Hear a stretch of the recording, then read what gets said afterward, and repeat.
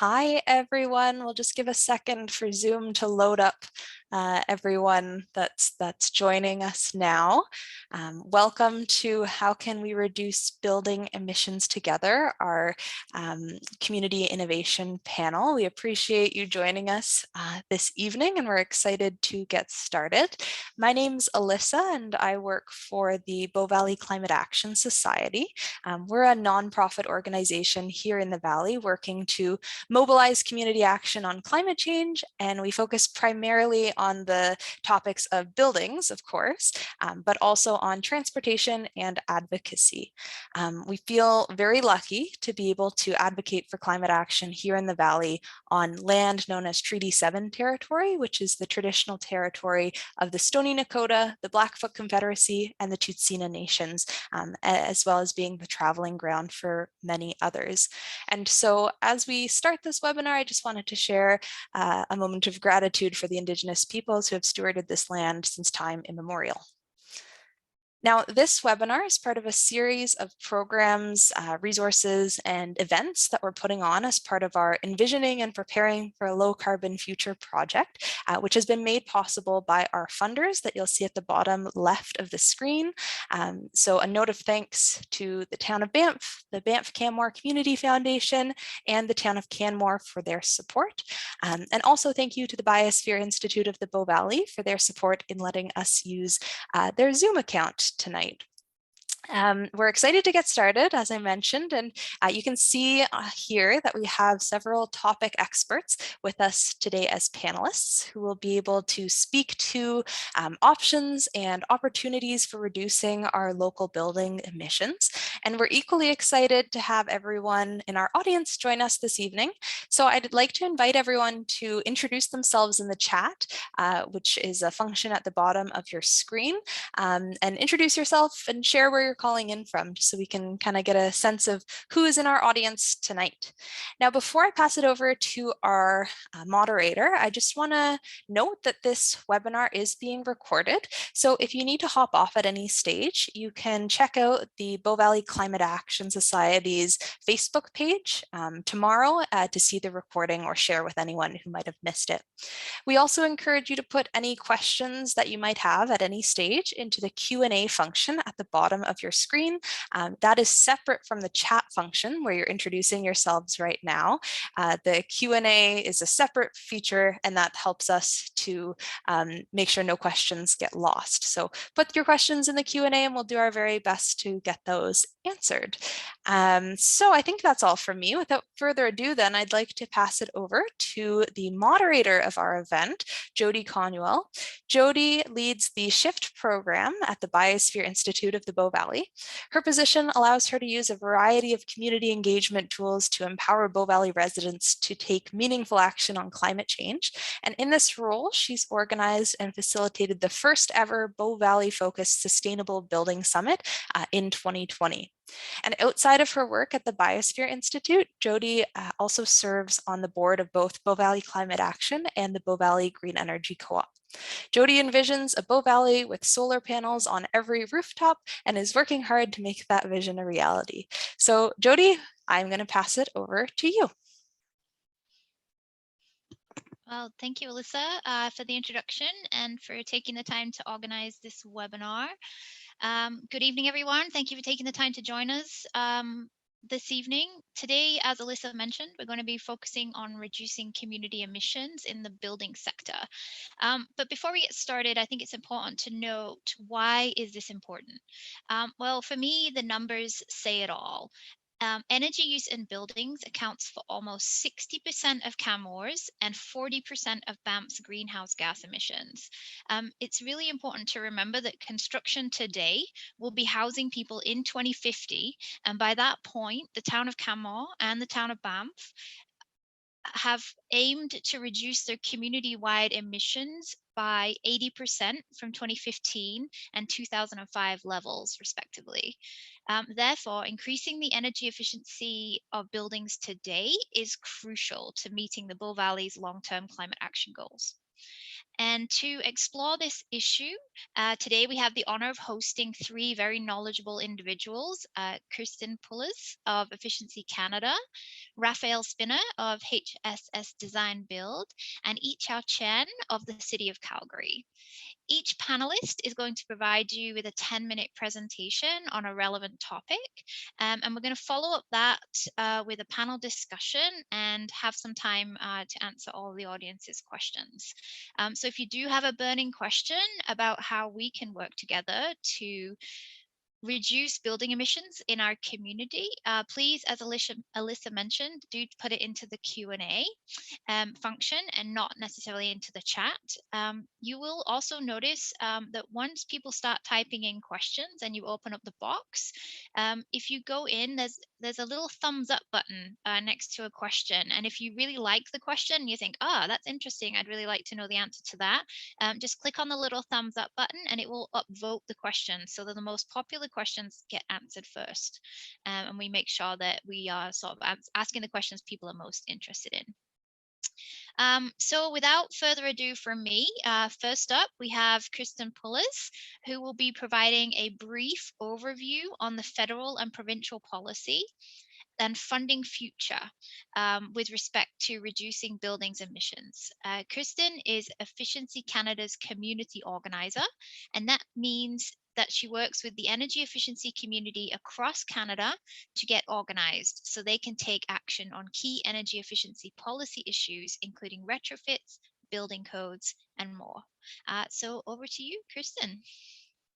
Awesome. Thank you for having me. I'm just going to set up my screen share really quickly here. Perfect. Okay, so hopefully everyone can see that. Thank you again for having me. I'm super excited to speak with everyone tonight and to talk about something that, probably 2 years ago, I wouldn't have thought was the most glamorous topic in the world, but I've realized since the importance of building codes for all of our sustainability goals, or equality within our country, making a net zero future accessible for all Canadians, all of that comes down to our building codes in some capacity. So what is coming at the federal level and what does that mean for the Bow Valley is what I'm hoping to focus on today. I want to start, in case you haven't heard of Efficiency Canada, we are the national voice for an energy efficient economy. And we focus on, doing research to find out the best policy solutions around energy efficiency and then mobilizing the sector to advocate for those goals. I wanted to focus on, really highlight 3 items in our mission statement, and it's what is it that we're trying to get out of energy efficiency? What are the benefits for Canada? And this all ties back to building codes. The first is a sustainable economy. We can power our homes to do all of the things that we want from them. We can have heating and lighting and all of these things and use less energy to do so. So we can do it more sustainably. We can have a productive economy. Energy efficiency investments tend to really spur huge market growth, new jobs, new supply lines in jobs that are important for a green economy. So it's a productive and sustainable economy and a just and equitable society. When we approach these policy solutions with an equitable and a just lens, there are really important benefits for marginalized communities. Efficiency Canada is housed at Carleton University's Sustainable Energy Research Centre, which, along with myself, is located on the traditional and unceded territories of the Algonquin Nation. So what exactly is the future of Canadian building codes? The next thing, the real milestone that we are waiting for right now, is the release of the tiered net zero energy ready model codes. That's a mouthful. What does it actually mean? So a tiered code is one that moves ahead through energy use tiers in steps. So tier 1, for example, will have less stringent energy efficiency requirements than step 2, on to step 3, 4, and step 5 in residential construction is a net zero energy ready home. The power of a tiered code is that because we know exactly where the industry is going, builders, homeowners, home buyers, municipalities can all prepare for what's coming down the line. And it's very clear, this is where we're headed, it's time to prepare. Net zero energy ready means that a home can be fully powered by on-site renewables such as solar panels. So it's using so little energy that it can be powered completely by renewables attached to the home. And so we are waiting for the federal government to release the model codes. And once the model codes are released, each province and territory will choose whether or not they want to adopt that model code. The next important piece is provincial harmonization. Believe it or not, every province across Canada has agreed to harmonization of their building code standards. So that includes Alberta. And what that means is they have agreed to timely adoption of model codes when they're released. Really great news. There's some nuance on whether or not that will actually come to fruition, but they at least have agreed. So that's a good sign that, these model codes will hopefully be adopted from coast to coast. Some other pieces that I'm not really going to be focusing on today is a net zero emissions code, which the federal government has committed to creating. Slight difference there of we're aiming, or what's about to be released is a net zero energy code. What they propose to create is net zero emissions, so a slightly different focus in that. And the alterations to existing buildings code, which is, probably more easily understood as a retrofit code, should also be coming in the next few years. Both of those could be presentations in themselves. So I'm just focusing on what's coming next, our net zero energy ready model codes. What does that mean for builders? This is a group that's hugely impacted by this kind of regulation. The main thing that I want to highlight to folks is that net zero is coming. It's a question of sooner or later, but that's what's coming for our building codes. And so for builders, the important thing is to prepare. Look for training opportunities, look for ways to connect with policymakers and ensure that it happens smoothly in a way that, works for the industry, works for homeowners, works for builders. The benefit of a tiered code, as I said, is that it's not necessarily more regulation, it's clear regulation. It lets builders know, okay, in 2 years, I need to know how to build to this level, in 4 years, this level, 6 years, this level. So you can start to prepare, you can train your workforce, you can start seeking out the materials that you'll need to build to that level. And one other piece I want to mention for builders is the value of integrated design. So we're going to do a bit of a myth busting quiz later about the cost of building to net zero. So I don't want to give it away, but I will say that when energy efficiency is integrated into the design process from the very beginning, the cost difference is negligible. The other piece that's on the screen here just shows how the proposed tiers of the net zero or of the 2020 model codes align with existing voluntary standards. So you'll see that it is meant to align with really familiar standards. You've got LEED Zero, R2000, Passive House. So these are things that builders should already be somewhat familiar with, somewhat comfortable with, which again, just makes it that much easier for it to transition to, for builders to start building at this level. Another piece you might wonder is how does this affect individuals? And really, this is just a list of great things for homeowners. What we find with passive homes is they tend to be a lot more comfortable. They're quieter. They will maintain their temperature for longer periods of time. And what that leads to is greater resiliency. So if there's something like a major power outage, a passive home will maintain its temperature for much longer, be a safer place to be in that kind of situation. There's also much better indoor air quality. I think a lot of us would be surprised. Something I hear a lot is that if people think that if there's no smoke and if it doesn't smell bad, then we have great indoor air quality, but that's not the case. A lot of us are actually probably living in homes which are not doing great things for our health. But with the shift to a passive home, you have great indoor air quality. And that also ties into some other impacts of climate change, such as forest fires. Another piece that homeowners and individuals need to consider is that what happens when we move to greater energy efficiency is that the cost shifts from the owner to the builder. So let me explain what that means.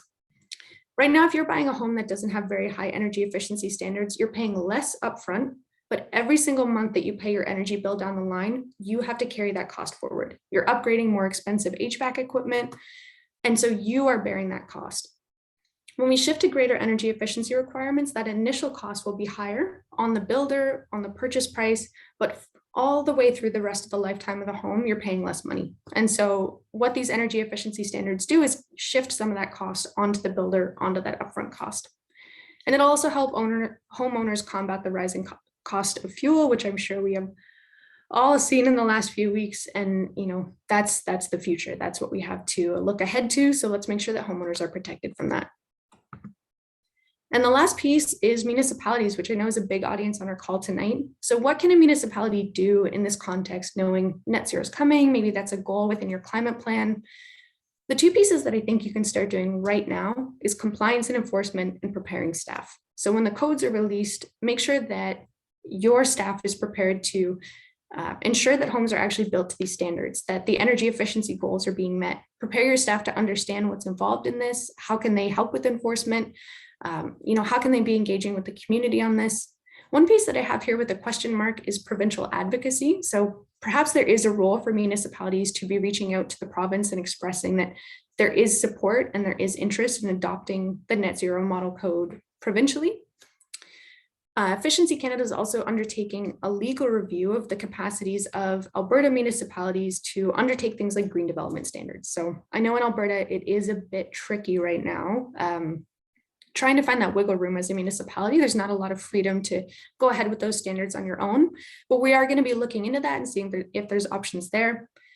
Another piece is to work closely with builders. Again, framing that conversation that net zero is coming. That's what's happening, you know, whether it's sooner or whether it's later, that's what's coming down the line. So how can we make this work for you? What training are you needing? Are there supplies or materials that you can't get? Maybe there's a business opportunity there and some grants available for that. So have that conversation with the idea that here's the goal, let's get there together. And the last piece is Efficiency Canada is advocating for an adoption and compliance fund federally. And so if that is approved, then there would be some funding available to allow provinces to prepare for net zero. And so there may be some opportunities within that, again, for supporting builders, preparing staff, training staff. So that's an exciting opportunity that might come down the line. And we're keeping it short tonight, so just 10 minutes, that's all I've got. Thank you so much. One last note I want to plug is we are looking for an Alberta volunteer to represent Alberta in our federal and provincial advocacy. So if this interests you, please reach out. My email's on the screen and I'm also going to be on the call. So happy to answer any questions about that. And with that, I'm all done. Thank you so much.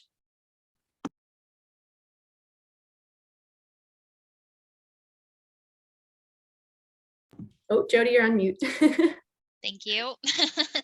Thank you, Kristen. Very informative. Next up, we have Raphael Spinner, whose presentation today will focus on existing solutions for builders to reduce building emissions. Raphael founded HSS Design Build to accelerate the transition to sustainable and energy efficient design and construction practices to better the way that we build and to help reduce GHG emissions. Raphael is a certified passive house designer and advocates for sustainable and mass timber construction practices. So over to you, Raphael. Thank you.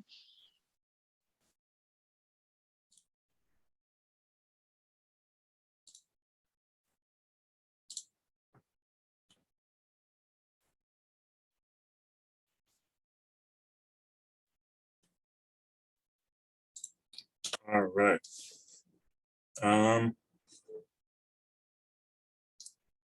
Sorry, can you just confirm that works? Just need to swap your slides again, Raphael. Okay, all right. Thank you. Sorry, guys, I can only do one thing at a time. Thanks for the introduction, Jody. And also thanks, Kirsten, for the introduction. I think you drove a few very good points home, and yeah, you do know a lot about passive houses, so that's awesome. What I want to talk more about is about reducing the building emissions, what builders, developers can do, also what designers can do to reduce building emissions. Yeah, Jody said the mission of HSS is really to accelerate the change.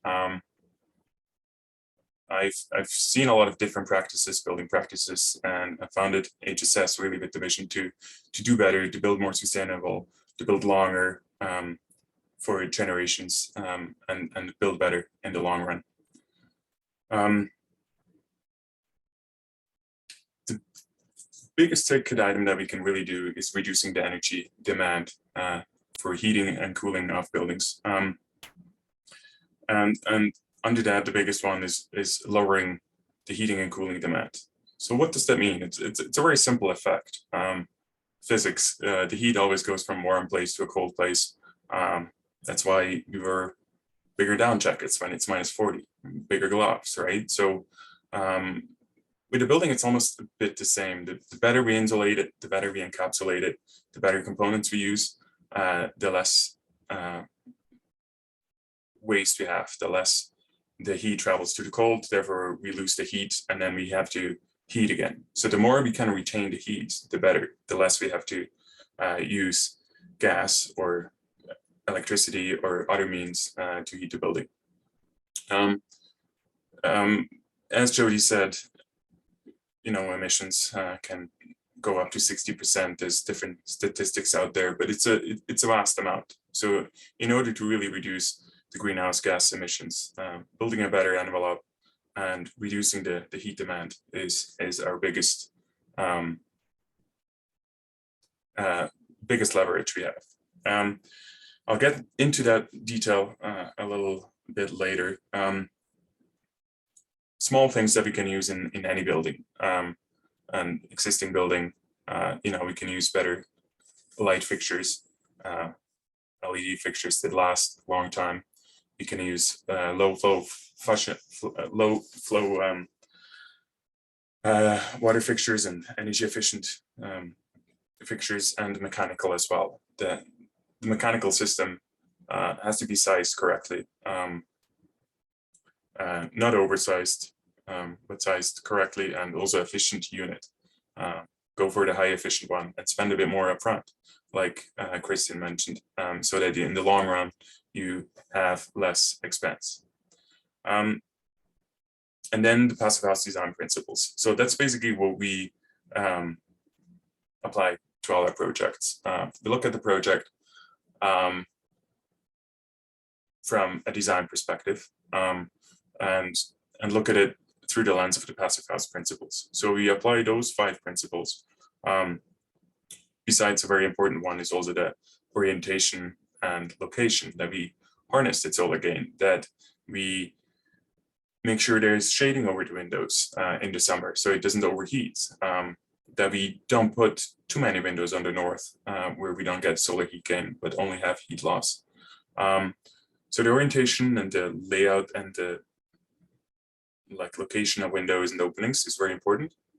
But the principles itself are those 5. So it's basically super insulation, like I mentioned before with the down jacket. There's different ways to do that.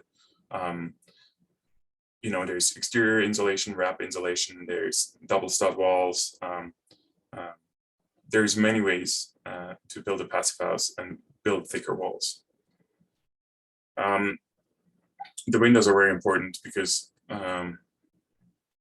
they're the worst performer than the building envelope. So it's really important that we have good windows and details, which is the continuous air tightness, so that is taped to the windows and all penetrations to seal any air from moving.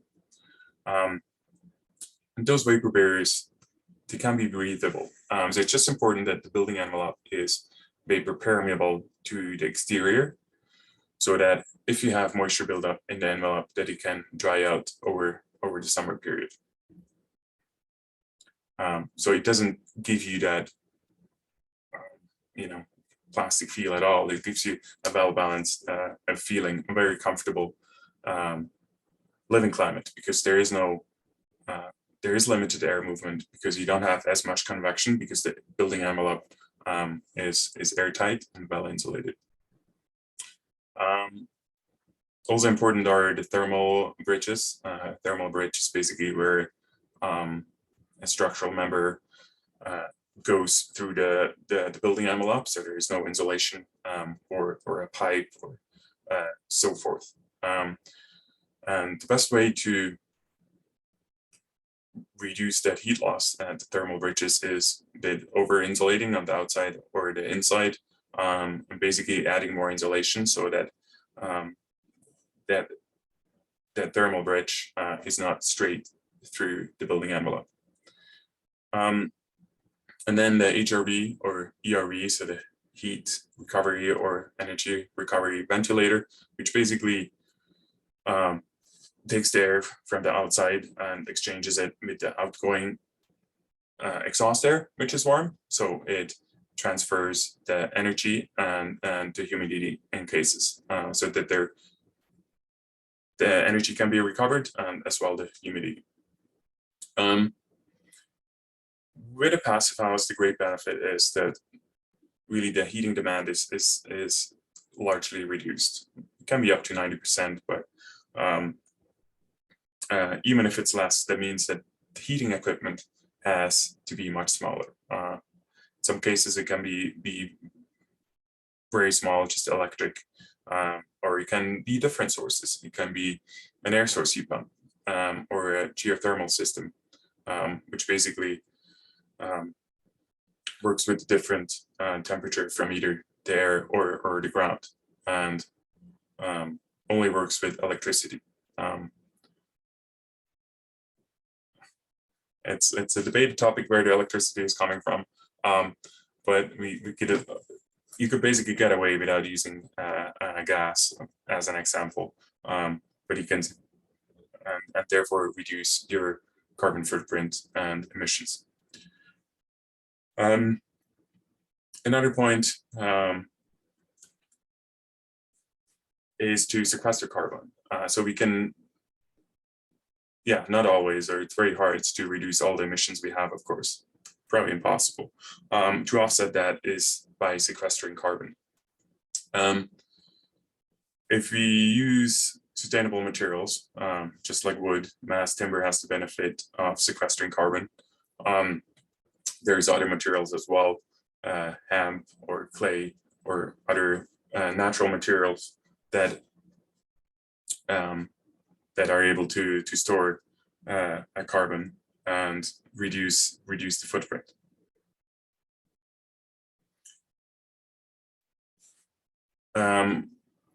Using sustainable materials, what we always try to do is design the building so that it can be reused or dismantled after its building lifespan. If you build for something to last for longer, say for 100 years, you build that building once. So you want to put all the effort and all the best knowledge into the details and the longevity of it, and then also that components don't get contaminated with other materials. Because if we do that, then at the end of the building can be dismantled, can be reused. It doesn't have to go to the landfill because it's contaminated with non-recyclables.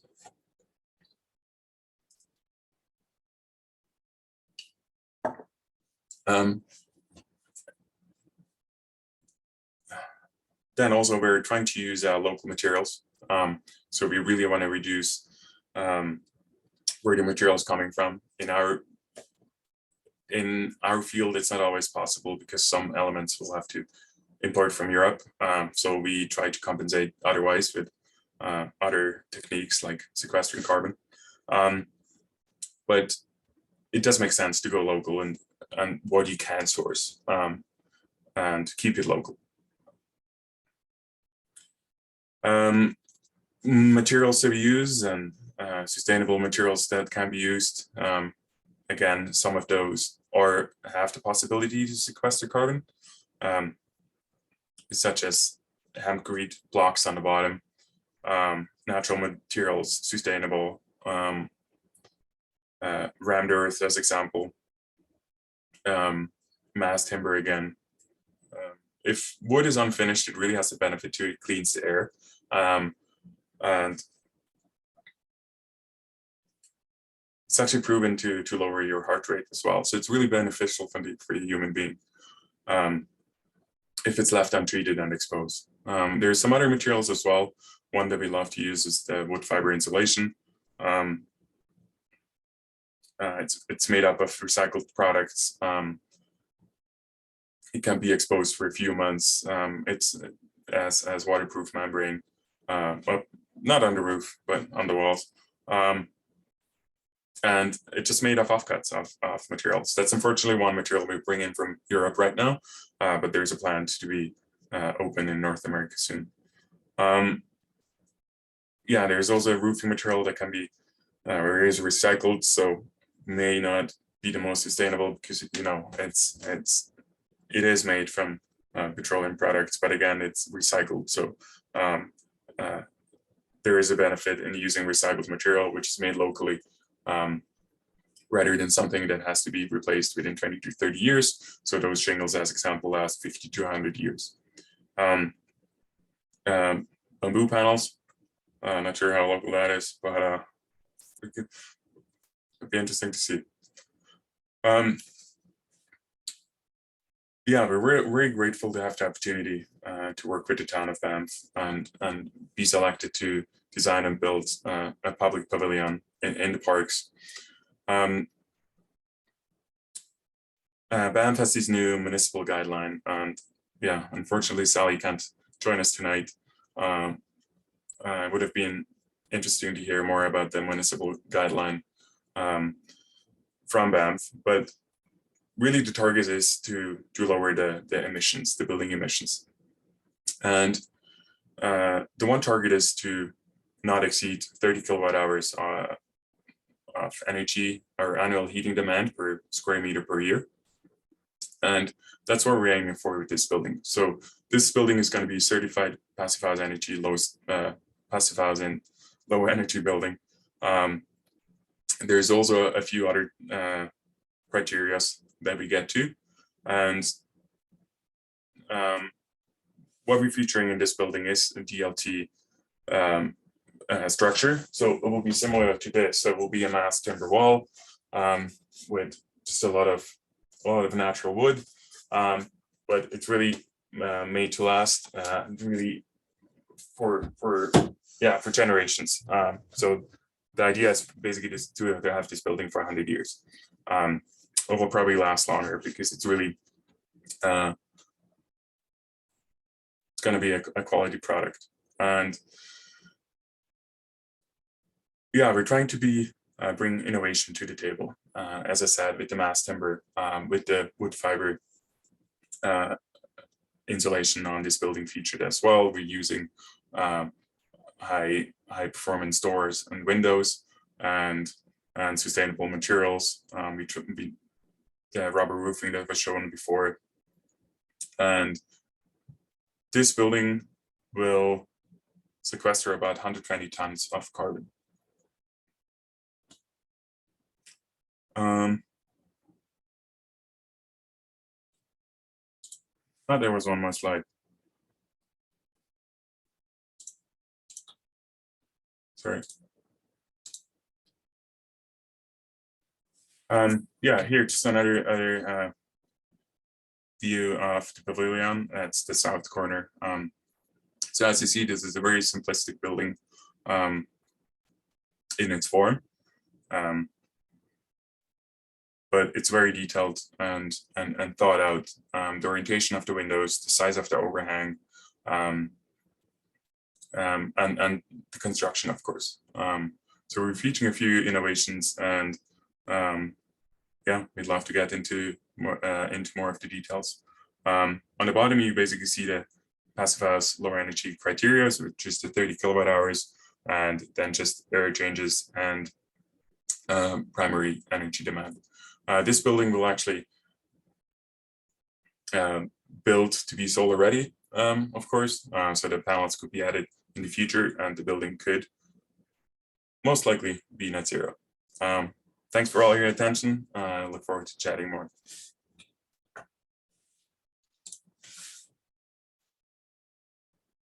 Thank you, Raphael. So lots of good information there about opportunities to build more sustainably using some really interesting materials, which I'm sure Raphael will talk about a little later during our discussion, and some really great ideas on building construction practices as well. And I'm going to hand it over very shortly to Ichao Chen. Thankfully, Ichao did jump in at the last minute to take over from Sally, who is not feeling very well tonight. And was then able to join us. But Ichao is a sustainable infrastructure engineer at the city of Calgary, and she has lots of knowledge on green building practices and policy. And today she's going to focus on how municipal building policy can guide low emission buildings. Ichao has a decade of experience in green building practices, energy modeling and energy management, distributed renewable energy systems, and climate mitigation and resilience strategies when it comes to infrastructure. So I'm really excited to hear what she has to say on the topic. Over to you, Ichao. Thank you for joining us. Thanks, Jody. I will try to share my slide and let me know if it works.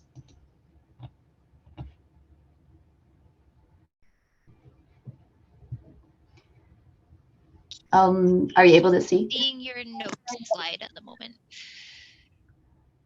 Okay. Just going to try it again. Does this work? Perfect. Thank you. Awesome. All right. My name's Ichao Chen, and as Jody mentioned, I work for the city of Calgary, but municipal sustainable building policy has always been, along my career, also a passion of mine in terms of I have been a consultant for many years doing energy modeling, energy management, in terms of carbon neutral studies or energy audits. A lot of the building stock are distributed, as well as policy measures really have a high impact on the energy performance of the buildings built today, as well as retrofit policies have a high impact of the building stock and building sector emissions of tomorrow. So today I want to talk a little bit more about the Calgary specific. Are you able to see my actual slide? Sorry to pause. Are you able to see my actual slide or the presenter mode? We can see your actual slides. You're good. Okay, perfect. So today I want to zoom out a little bit, talking about, if you can see that red triangle, it's really meant to show Calgary area, but really the Bow Valley area is not far from that dot. If you look at the Canada's grid electricity generation emissions, Alberta has unfortunately a quite high grid emission intensity. So we don't have abundant clean hydroelectricity, and the path to net zero for Alberta is quite a bit more difficult as compared to, say, Quebec or BC. We can't just electrify everything, and we can just use heat pumps to get our way out of the really cold climate. In some cases, the path to net zero probably require a bit more creativity, for lack of a better word. For Calgary specifically, and for today's presentation, I do want to talk a little bit about the Calgary's municipal building policy, but also really want to zoom out a bit more about the rest of Canada and the rest of the Bow Valley to see how sustainable building policy can leverage decarbonizing the building sector. So for Calgary, as you may know, again, not in the Bow Valley, but very similar situation of we have roughly 60 to 70% of our emissions is actually building sector related. This is not including the scope 3 emissions with specifically commodity or materials, but it's still a very significant chunk of what decarbonization will need to mean. The reason why I have that population and land area listed here, if you think about the municipality, oftentimes the population density is a very good indicator of how dense or how the infrastructure will be laid out. So Calgary, it's roughly 1,500 people per square kilometers. I did some quick Googling right before this. I think Canmore is roughly 200 people per square kilometers, and Banff is actually quite a bit more dense. It's in the range of 2,000 people per square kilometers. And to put it into context, a very dense city like New York City would be over 10,000 people per square kilometers. It just goes to show that when a city is more sprawly or when there's less population density, there is a bit more emission as well as emission per capita that goes into city planning and infrastructure planning. Calgary did declare a climate emergency relatively recently. I know Canmore has as well, and more jurisdictions around the globe is really taking the climate program seriously. And the target ubiquitously has been 2050 net zero. However, we do have a really long way to go. In terms of the municipal actions, we do own a number of building stock in the city of Calgary. The city as a corporation has a sustainable building policy actually since 2004. I think it was one of the earliest adopters of a municipal policy at the time. There has been some major updates over the years, and we do have an upcoming update in 2022, and I will allude to some of the updates that we're considering, and it does dovetail quite well to Kirsten's presentation. So in the most recent update, essentially very similar, I did review the town of Banff sustainable building policy right before the presentation as well. We did manage to there is some synergy in the sense that we also removed a mandatory LEED target. And the idea is that we want to open it up to flexible green certifications for our municipal buildings. Given that maybe 10 years ago or 20 years ago, there's not a lot of selection for green building certifications, but now there's possibly a whole range of possible targets that you could be suitable for the building. So in terms of the policy, rather than having a blanket target of LEED, we had introduced a set of minimum sustainability requirements. Some of them are energy related, some of them are green power or carbon offsets, and there's also refrigerants as well as resilience planning. We also introduced commissioning. It seems like an old topic, but it's not as ubiquitous as you would think in municipal buildings. But right now, it's a requirement for all major energy consuming systems for new buildings. We also introduced targets related to water as well as landscaping and accessibility. There's also some targets for essentially indoor air quality management and waste management. All of that is to say that those are the minimum requirements that we introduced as part of the policy to make sure there's a safeguard of minimum performance, but also given the flexibility of different green standards or different stretch goals that projects might be interested in pursuing. We do have some top priorities for update in 2022. We do understand that this is not the end or be all, and there's a lot more aggressive targets that can be implemented. In reviewing the Town of Kenmore's policy, I was actually very impressed to see the TEDI target of 30, which is a very aggressive target, especially for a cold climate zone. And we're considering the same idea of a phased approach towards zero carbon. So starting with really the passive measures, envelope, ventilation, and then going towards to potentially better lighting, better HVAC system, and designing for a net zero carbon ready building if it's not net zero today. We also want to broaden the policy a bit to include some of the sustainability topics that isn't always paid attention to, including some of the wellness and equity piece. There are a lot of updated standards, as Krista mentioned. We have new codes, programs, standards, certification programs to look up to. And lastly, we do want to introduce some form of tracking and reporting, knowing that a lot of the benchmarking programs in Canada, in Alberta also isn't mandatory. So there's voluntary benchmarking programs, but it doesn't always mean that the energy savings stated in the new building energy model is going to be truly tracked and reported. And to maybe broaden the subject a little bit, we do understand building is a piece of the puzzle. So as infrastructure owners, the building strategy really falls under the climate umbrella, but it also broadens out to different balanced strategies that may introduce green electricity and may introduce external offsets. But what we could control as an asset owner is really the building performance itself, the renewable energy or the energy supply to those buildings if we are doing on-site generation, as well as possibly the location, the design, the integrated approach that we can take to our building asset. And in reviewing some of the municipal building standards or guidelines, if you are familiar with, for example, the BC STEP Code or Toronto's Green Building Standards, as well as Edmonton has a sustainable building policy as well. Typically, you'll see a lot of the energy targets, and I apologize for the acronyms. Those are energy use intensities, greenhouse gas intensity, also the thermal energy demand intensity. Sometimes there will be targets that's relative, so X% better than the minimum building code you have to meet. Sometimes it may require air tightness levels. Sometimes it may require some form of renewables. Edmonton, for example, has a requirement to introduce 1% of the capital budget has to go into renewables. So those are some of the energy or GHG related targets that policies typically try to really lead by example. And then there's more and more the upcoming waste targets that we're seeing. So embodied carbon of the building materials, as Raphael mentioned, the materials itself does have carbon and energy that went into those particular transportation, extraction, and manufacturing of the materials.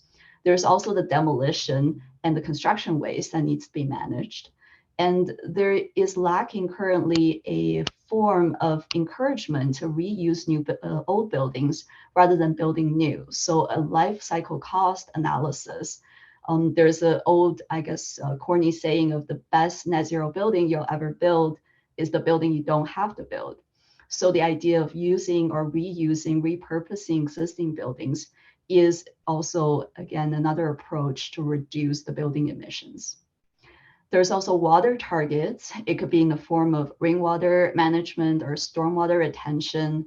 It could be plumbing fixtures that's low water use, or landscaping and outdoor irrigation water reduction. Sometimes it's in the form of resilience measures. For example, given the increased storm events and flood, perhaps don't put the generators in the basements. And those are water-related really targets that encompasses some of the building policy leadership. And I don't want to just completely gloss over the nature-related targets. There's always that area of light pollution, especially in the Bow Valley. There's wildlife considerations, there's birds, there's habitat considerations, and then also there's chiller or refrigerant management when there's leakage to the atmosphere.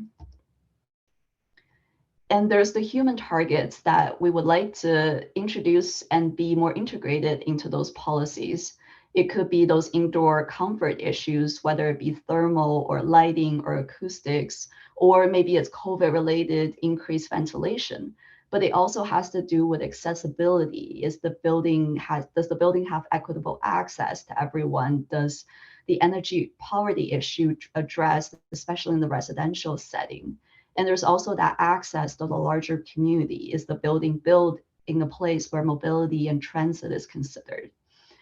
And also we have a whole selection of green certifications these days. This is by no means an exhaustive list.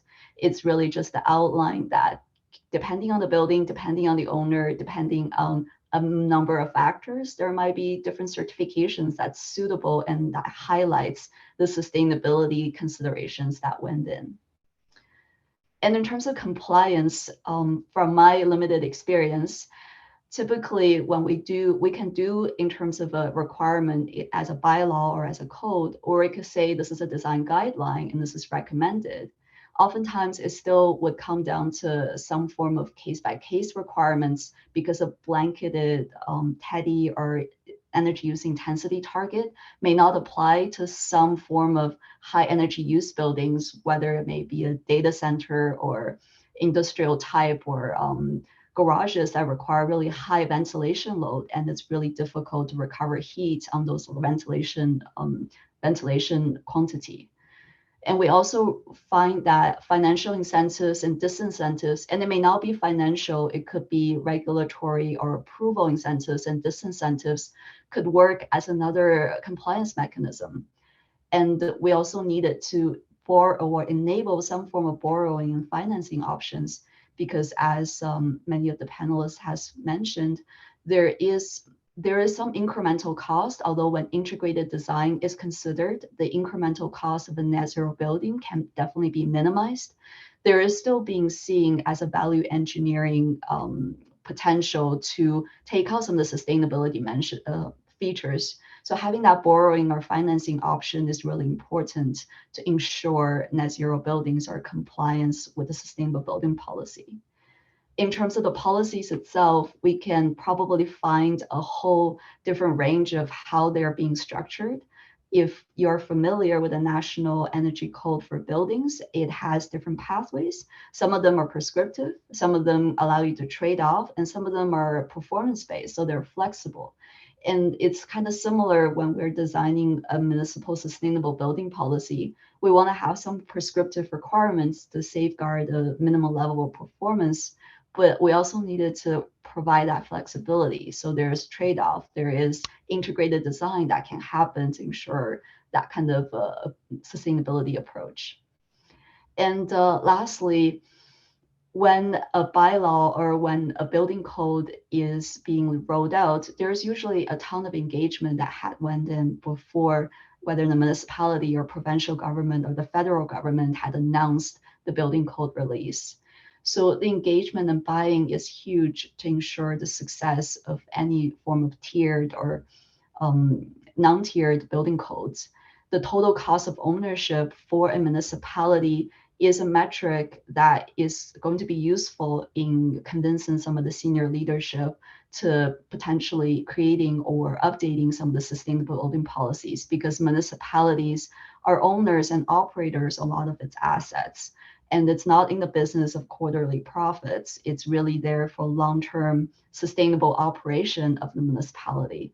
So in terms of its infrastructure or fleet, having that total cost of ownership lens rather than separating the capital cost and operating costs in completely siloed budgets would be helpful essentially in ensuring some of those compliance.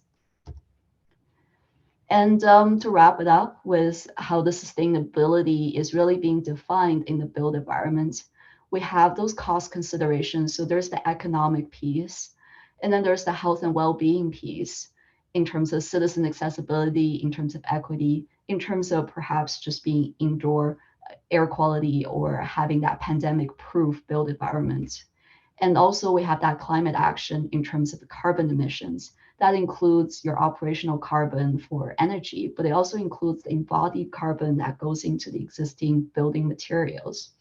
So all of that creates that sustainability definition, at least for the building sector. And hopefully, given that municipality are big drivers in setting leadership, as well as having that amount of assets to really drive the industry and drive the potential cost of certain materials and measures down, it has a huge role to play in terms of getting to net zero. That's it. Thank you.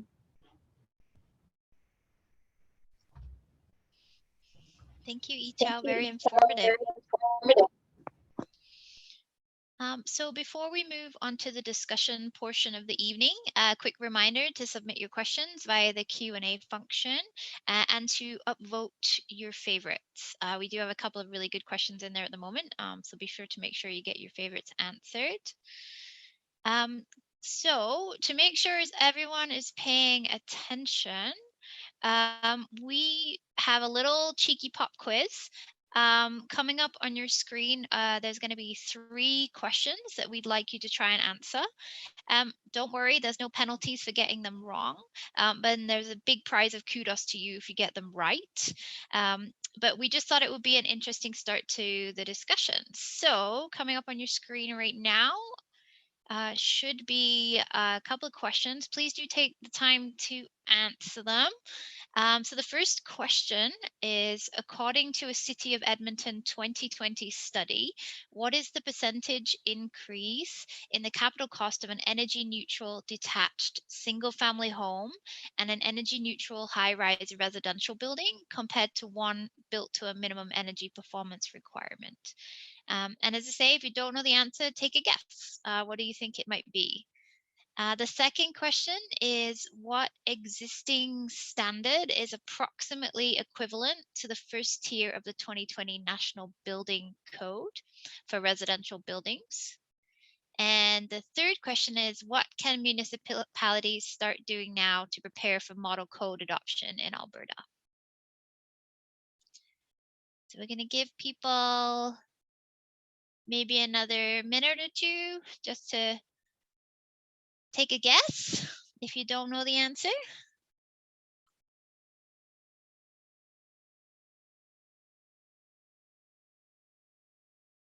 And maybe another 20 seconds, and then we will wrap it up and get on with the discussion portion of the evening.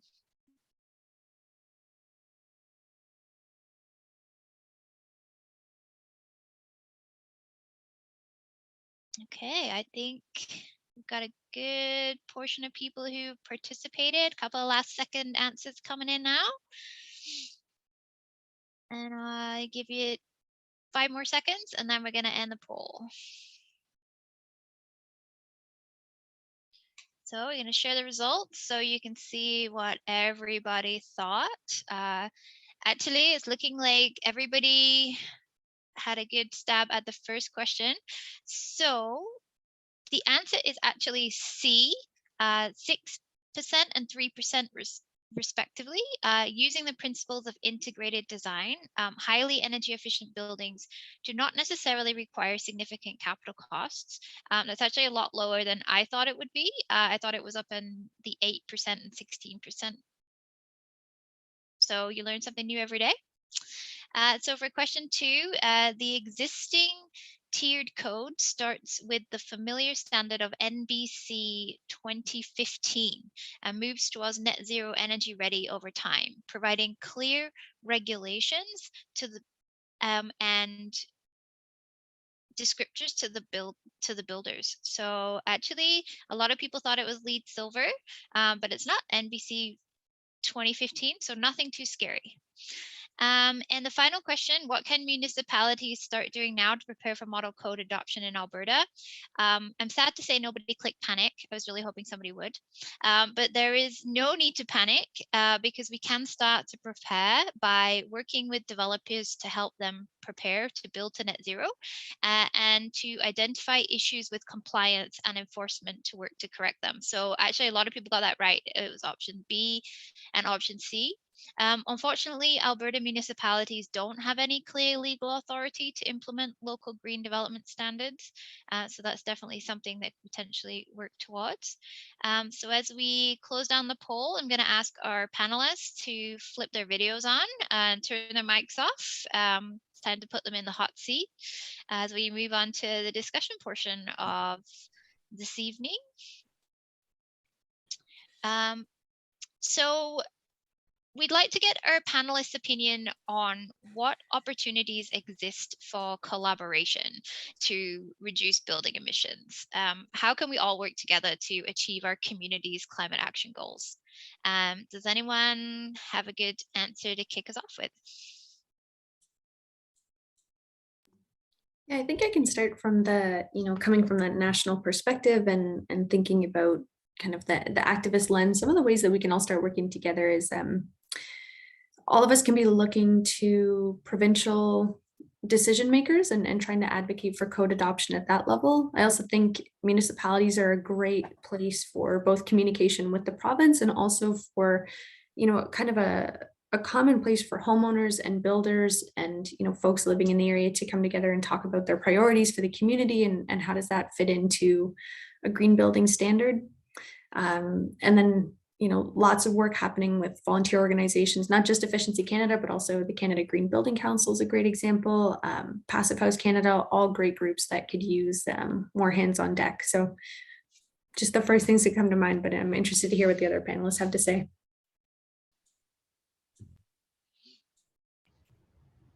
I guess I can offer some insights maybe from the local government level. Municipalities do talk to each other. Maybe not every employee in every municipality talk to each other, but at some level there are venues and associations as well as annual get-togethers that municipalities have the ability to exchange knowledge. So that's, for example, Federation of Canadian Municipalities offer a number of particular venues and platforms for sustainable initiatives that municipalities can exchange ideas and resources with. Yeah, I think just leading by example, and I think that's what we're trying to do. That's what the town of Banff is doing, and I think really being at the cutting edge and trying to envision what the future holds, and being ahead of building codes and such. I think that's what we can do. And what do you think we can advocate for?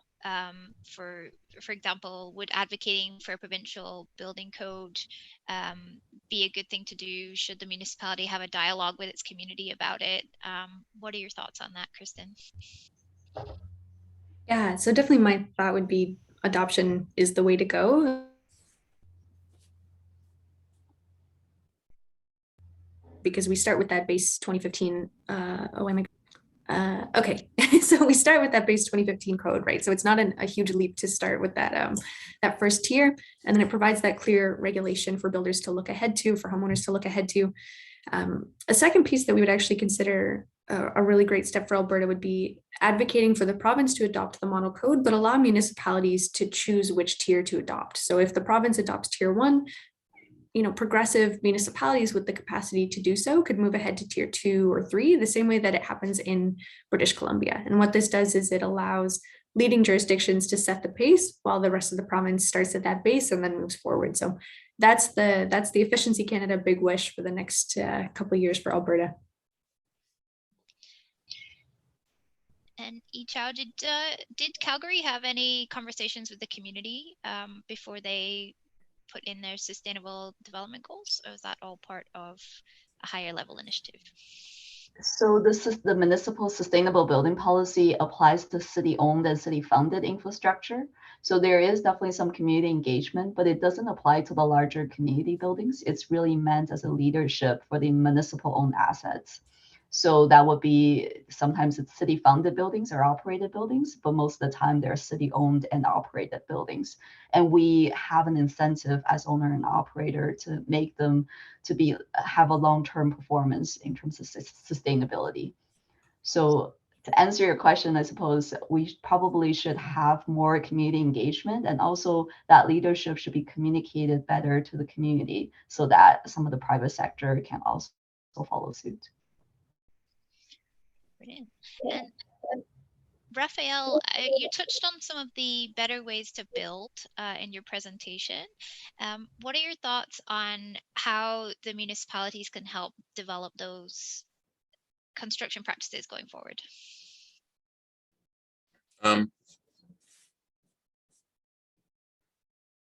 Yeah, I think they can encourage it with the land use bylaw. They can give incentives to people who build better. They can reduce rules that kind of prohibit or maybe a bit grandfathered in that prevent solar passive design that prevent exposure and so forth. And yeah, they can support it with including caps, like putting a target on emissions of locally municipal buildings to kind of start that transition, right? If you lead by example, then private people will follow. Kirsten, Ichao, anything to add to Raphael's comment?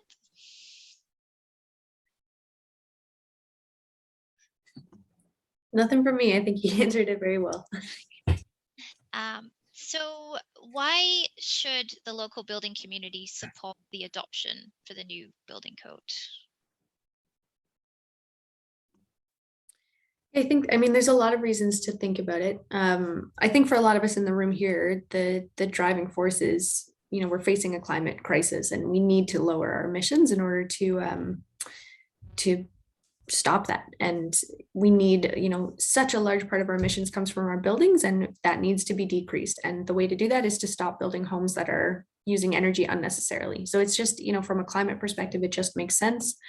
And from a homeowner's perspective, they're more comfortable homes. They're better built, they're higher quality, they're more comfortable to live in, work, and play in. So it's one of those great win-win-win situations. And then you're paying lower energy bills every month. So, by not adopting this higher standard, we're allowing builders to, you want to say this very diplomatically, but we're allowing some builders to build lower quality homes perhaps than people could be living in. And so let's encourage our province to set that floor so that everyone has access to these really high quality, well-built homes into the future. I think it's also in the long term, people have to start realizing that if you build better now, it's going to be more cost effective for yourself in the long run, especially with inflation and everything going up and, heating supplies becoming more expensive. So it's really like the mindset of building for longevity. It will pay back in the long run.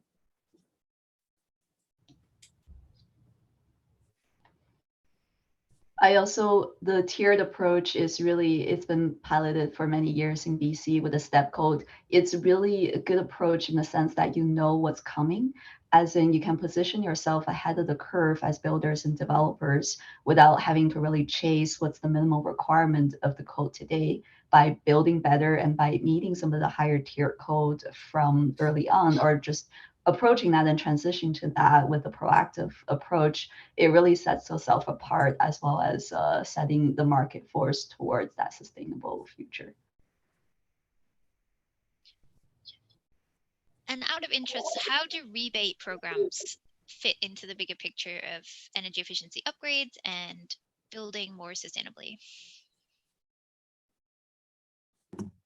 I think that's an enormous question, but I'd say rebates are great, right? Like rebates are a great way to encourage people to make energy efficient choices when they're, it comes down to cost for a lot of people. And I think rebates are also a great way to make some of these programs more equitable. When we're looking at a household that might not be able to make the upgrades that we're looking at, if you can offer rebates to reduce the financial burden for them, then we can make sure that everyone is brought along when we make these upgrades and these retrofits. So definitely a great tool. I would say that in Ontario, with green development standards, where they've experimented with required energy efficiency performance levels and incentives, they found the best is a combination of both.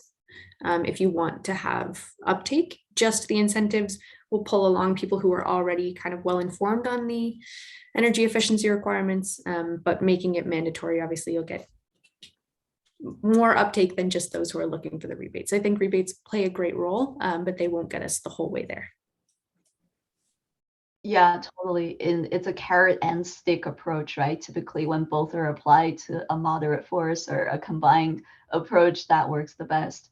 The other thing is that rebate, it has to be rolled out to some degree in a streamlined manner when the process, or there's too much paperwork or bureaucratic wait time, it doesn't really work as well. And sometimes rebate is a financial incentive. It may be some other form of incentive that people need in some circumstances. Maybe it's a smiley face on their energy bills. Maybe it is recognition and awards, right? There are other forms of rebates that may not be financial. So I'm going to start asking some community questions now. And I think the first question is kind of aimed at Kristen, so I'll let her start, but Ichao, Raphael, please jump in if you have additional answers. So a question from Brian. Training of builders is not the issue. Net zero is costly to the end purchaser, as home building is a margin business. He does not agree that the cost increases are negligible. He has worked with specialists to analyze the costs, and he says that builders will not build, which will exacerbate affordability. Given the affordability crisis, what are the solutions for affordability, especially in a place like Canmore and Banff? Awesome. Love this question, because I think that Brian has maybe stepped out, but for everyone remaining on the call, I want you to feel very confident leaving this call that affordability is somewhat of a red herring in our energy efficiency discussions. And the reason that I say this is first because I've got 3 different studies that I can share in the chat, which show that when you use the principles of integrated design, so from the very day one, when you start designing the home, you're thinking about energy efficiency. Cost increases often are single-digit percentage increases, and that's on the capital cost. So the cost of building the home, not looking at land prices, which often are such a big part of why housing is so unaffordable in a lot of our cities. So housing affordability is very complex, right? There's a lot of pieces that are going into this, but the capital costs that come from, building a single detached family home in Calgary is going to be the equivalent of a coffee every day over the lifetime of the mortgage. And when you think about, some of the exchanges that you can make in the design process, maybe you're not getting quite as fancy of a countertop, but you're choosing that high efficiency heat pump. Really, in the long run, like that initial capital cost is pretty negligible. The other piece that I'd say in terms of affordability is really, like, we know where the cost of energy is going, and it's going to keep going up. And so when we talk about affordability and just look at that initial cost of buying the home, we're not really looking at affordability for the family that's going to be renting it 20 years down the road and paying $200 and $300 a month for their heating bill. So it's a complex issue that I think often, this conversation gets stopped when we bring up this affordability problem, but it's much more complex than that. And then I would also just on the training piece say to Brian that I'd say the training gaps vary from in place to place across Canada. Sometimes what we see is a home that's designed perfectly to be passive home or net zero energy ready or meet our 2000 standard, but when it's actually built, it doesn't quite meet that in the end result. And it's because there's specific skills that the workforce needs to have, in terms of really high quality insulation and the vapor barrier and, how to install this equipment properly. And it's something that I think there are parts of our workforce that do need some of that training so that when it's actually built, it performs the way it was intended to. So I don't think I would dismiss that training is a great opportunity for making sure that we actually are building to net zero. And I am, when I stop talking, going to share some of those studies in the chat so that other people can reference them. You can make sure that you are prepared to answer this if you're challenged on the affordability question going forward, because that, somewhat unfair argument can't be what stops us on our path to net zero. But I would welcome the others to jump in. Yeah, I would say it's very important that designing from the get-go with better building standards or passive house standards in mind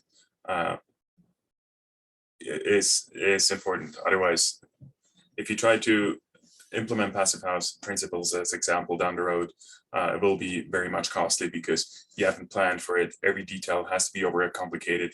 So really simplistic details, even simplistic design. Yeah, maybe you can save costs somewhere else when you really focus on it. And affordability, that is a challenge. But again, for passive homes, actually, the larger the building is, like if it's an apartment building, the more efficient it is and the more lower cost per square footage you will get. So just from the building perspective, I mean, everything is going up. So in prices, and if you really plan for it, yeah, I would say it's less than 5% price difference. So perhaps that study be sure to revise, and I'd be happy to help you, Brian. I also just want to add that when we say affordability in this context, is maybe for people who are buying a home. And as Kristen is saying, land price or the location of the home plays such a huge role of the actual housing price. But we're also kind of ignoring, when you talk about affordability, for a lot of people, it's rental price. It's the utility bills. It's the long-term affordability, whether or not they can afford the space they need for the family size they have. So having that sustainability approach or having that baseline or base floor of the performance of a building is really important actually for the affordability when people are in the rental market, as well as when people are buying a home and expecting it to perform to a minimum standard. So it is a really loaded question. Yeah, it's not really an answer, but just wanted to express that. Great answers. Thank you all. So the next question is from Daniela. Raphael, this is directed primarily at you. Can a house be reliably heated with a heat pump or geothermal, considering the Bow Valley's temperature range? What about cooling in the summer? Yes, it can be done if the house is insulated properly. It gets very challenging if you have like a 4-inch wall that you want to heat with a geothermal or air source heat pump. But if the building is insulated well, it can be done, and it is getting done. Cooling is possible with both air source heat pump as well as geothermal, and the cost efficient or the performance is actually better in the summer. So you use less energy, less kilowatt hours electricity to cool the building in the summer. So yes, that is possible in the Bow Valley. I just wanted to quickly add, I used to live in a building that's completely heated by geo-exchange heat pumps in Calgary, and it's the similar weather, similar conditions, and we do, as a city, we do have assets and buildings that are heated by geo-exchange heaters, and it's able to cover the peak. The issue sometimes is you don't want to oversize the geofield to maybe truly cover the very rare days. That doesn't happen very often. So sometimes there is an incentive to do peak heating with something else and size your geo-exchange field slightly smaller. In terms of air source heat pump, in the past, there has been some barriers because, again, needs peak heating. So sometimes you're buying two sets of equipment and it doesn't make it very cost effective. However, in more recent times, I've seen currently there's air source heat pumps that's rated to -30 degrees C. That is unheard of even just a few years ago. So there's definitely technologies that is potentially able to meet our more harsh environment here. I also want to mention that we have this huge aquifer below us in the Bow Valley, so we're really blessed. So deep well geothermal is ideal, not in all areas of the town, but in some. Great. And I think if anyone is interested in geothermal, they should go and check out the Spring Creek development because they are taking full advantage of the aquifer that Raphael mentioned. And I'm sure that you would be able to get a quick look inside the Marco's mechanical room if they if they were asked nicely. So the next question I think goes to Kirsten, and I apologize if I say this wrong. It's from Marion. ASHRAE recently updated Standard 62 to include indoor air quality considerations related to COVID. Are these updated recommendations being included in the Canadian tiered building standards to get to net zero? Yeah, that's a great question, Marion. I will say upfront, I don't know specifically the answer to this one. So we're still waiting actually for the 2020 model codes to be released to the public. Obviously, they're called the 2020 model codes. We've been waiting quite a while now for those, but we've been told the most recent update is that we should expect them by the end of Q1 of 2022, which is in about 2 weeks. So hopefully we're seeing those codes coming out in the next 2 weeks. Fingers crossed that there's not a further delay. But the provinces do currently have a copy in hand, and Ontario has actually started their consultation around adoption of the code. So we know it's written, we know that it exists, and we're just waiting for that release to the public to be able to check on information like that. But I would say that depending on how recently that standard was updated, it's not likely to be reflected in this code, which would have been written a few months ago. So still to be determined. And does anyone else have any thoughts on air quality, COVID, with regards to designing and building? Raphael, I feel like you might have something to say about air quality. Yeah, it's very important, and of course, just really having a high efficiency unit with great filters, right? MERV filters are even better. We're big fans of the reusable filters too that you can wash and reuse. I'm myself not too familiar with the ASHRAE. I know that those ventilation standards or ventilation rates are much higher than passive house. But just use sustainable materials as well. Wood cleans your air. So yeah, sustainability and air rates, I think, or ventilation rates are very important. But I'd have to refer more to a consultant for the ASHRAE. I can add a little bit. So typically what ASHRAE said is essentially you need to increase your ventilation in the case of pandemic or other cases that requires potentially more outdoor air. And typically increased ventilation is in competition with energy efficiency. So by bringing more outdoor air, if you have a good heat recovery system, it may not be as big of a penalty.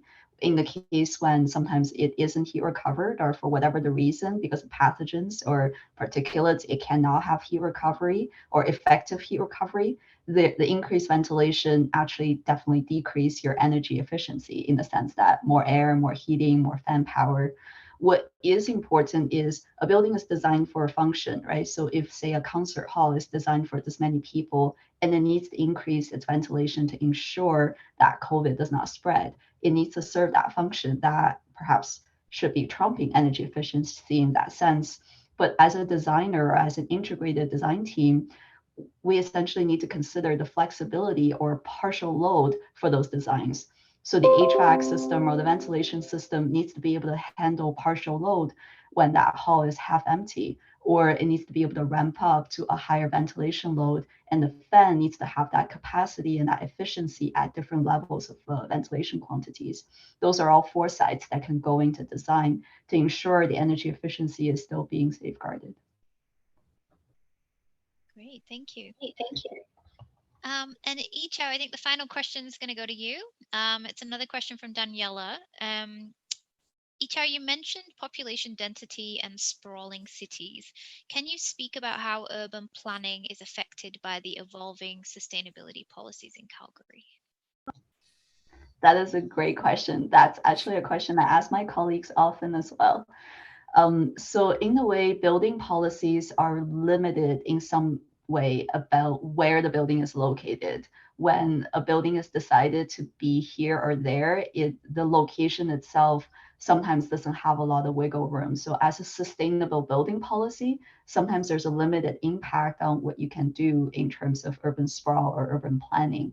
However, there's other mechanisms such as land use bylaw and designing, say, for a 15-minute city to be able to limit some form of essentially sustainability energy consumption that could be avoided. So I guess the quick answer is, in terms of the building policy, it's limited what it can really impact in terms of urban planning. But when it comes to, and I'm not an expert in urban planning, there should be other mechanisms to really put that as the forefront, because as much as we can do in terms of building performance, if they're located in the location that requires a lot of single passenger vehicles or just not transitable, it doesn't have amenities, it would void some of that purpose and the sustainability consideration. Perfect, thank you. And we're coming up to the end of our time here. So I'd just like to ask our panelists if they would like to give us one sort of final summary thought, one takeaway, key takeaway for our viewers here tonight. And Kirsten, I'm going to put you on the spotlight first. Sounds good. Final thought for tonight is net zero is coming. That's my hopeful putting a wish and a belief out into the world. And so I'm excited for communities to come together to prepare for that, to advocate for that to happen as soon as possible. And hoping everyone feels empowered leaving tonight to advocate for that and to know why it's a benefit for our communities and why it's something that we don't need to panic. We can look forward to it. It's a good thing coming, and hope it comes as soon as possible. Kirsten, Raphael? Actually, I'm just going to start with the question that Shannon just submitted, if you don't mind. Yeah, it's about opportunities and challenges with respect to energy efficiency retrofits. And I didn't really elaborate on that, but I think energy efficiency retrofits are very important, and because the majority of the buildings are not built to code, obviously, so we have to upgrade those, and that's, I think, a great opportunity to reduce greenhouse gas emissions. So I think the challenges, the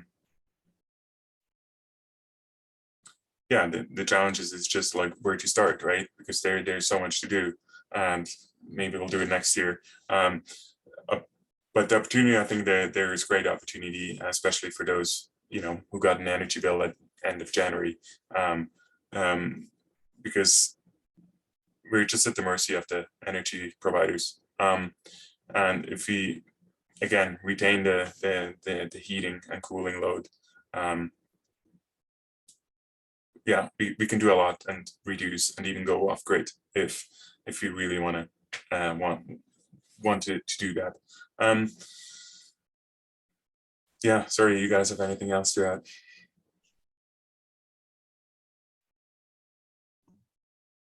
It's a great question. And most of the buildings that we see today is still going to be there in 2050. And we're supposed to be net zero. And most buildings we build today will be there in 2050. So we're really looking at the retrofit area. It's not as cool and sexy as building net zero new buildings, but it's absolutely the biggest beast we have to tackle if we want to get to net zero reliably.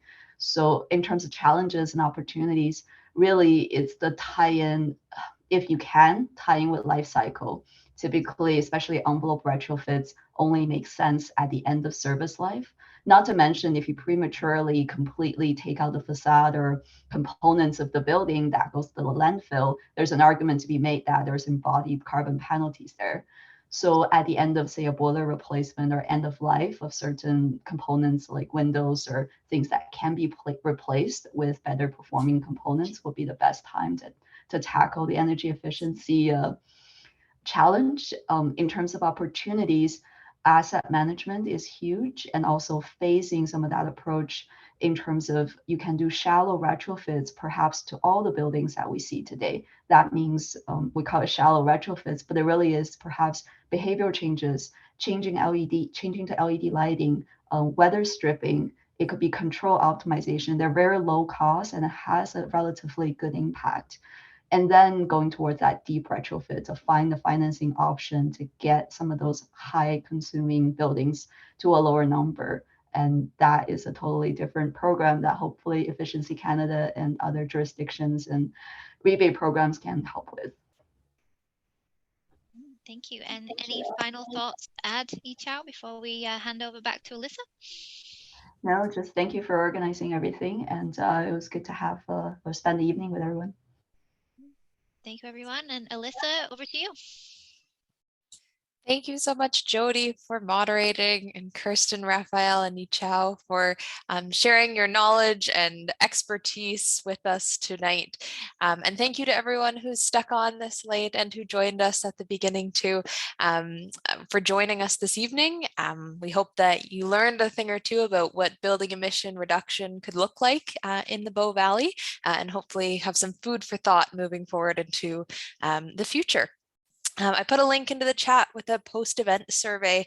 We'd be very grateful if you filled out. It should only take about 5 minutes and will help us improve for future webinars. And finally, this recording will be posted on the Bow Valley Climate Action Facebook page tomorrow if you did have to hop off early or want to rewatch any of the points that were brought up over the course of the webinar. So thank you again to everyone who has worked to make this event possible, and have a good night. Thank you. Bye.